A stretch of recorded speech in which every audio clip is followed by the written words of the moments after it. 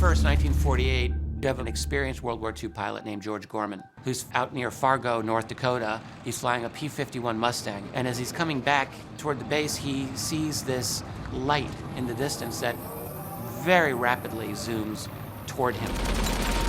And what ensues for the next 27 to 30 minutes is what we can only call a dogfight. This was one of the earliest pilot cases that were well described, well observed. What's also interesting is that the Air Force investigative project, which back then was called Project Sign, this is 1948, did send investigators out there to look into it.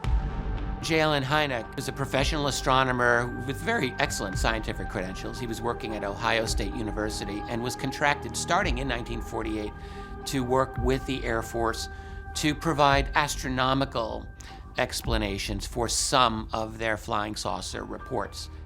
My father loved Air Force pilots because he said, how can the Air Force deny reports by people that they themselves trained?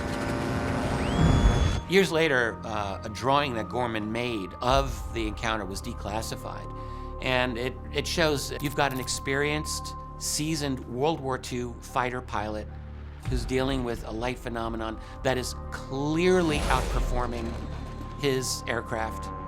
You've got a lot of witnesses seeing this. One in the air, another pilot, and a number of people on the ground, including air traffic controllers. And it's a somewhat mystifying event.